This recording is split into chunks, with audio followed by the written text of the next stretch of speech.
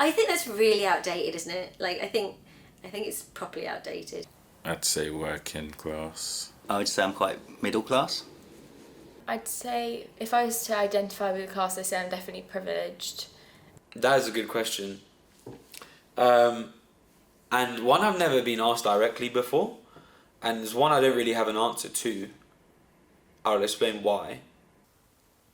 You see, when it comes to like class, being, you know, classing yourself in a class, like I don't really like that concept. I think I don't really like that either as kind of a thing. I would say I would be obviously in a working class background. My mother came from a working class Italian family. My dad came from abject poverty, so they're both working class. My parents came from very humble origins. My dad was from Cairo, and he worked his way up to being a doctor. My mum was from a farming family who didn't have much financially. My parents come from Ghana, and my grandparents are quite well off back home. You know, I do come from good family, well respected, big family back home. So that's the difference when you come into a different country. It's like that's eradicated. It doesn't mean nothing. I am class fluid. I think, I don't know, it's because I didn't grow up in London or in the UK at all, so it's a bit foreign to me to understand how class works. But then I guess it comes down to your definition of class, right? So is class bestowed, or is class, are you born with it? Do you get what I mean?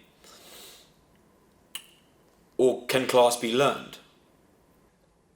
I would say that I personally don't identify with a certain class, but I think that people would certainly put me in a certain class. Saying that, because I grew up in the Black Country near Birmingham, people are proud of their roots there. They're proud. As it is a proper working class environment, people don't want to be posh. So in those instances, for cultural identity, then I get that completely. Yeah, I guess I'd like to think of myself as working class, but I'm probably not. I'm middle class, I guess.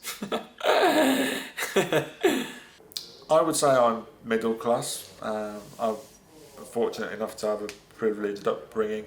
I think there is sometimes a stigma attached to being middle class. It's as if you're handed everything on a plate, but that's not necessarily the case. I would say I identify as being middle class, yeah. I guess I have quite middle class sensibilities, right? Like, I have higher education, I have a postgraduate education. I was educated at a private school, and then I went to a grammar school. My parents grafted for me to go to a private school. At private school, I felt working class, ironically.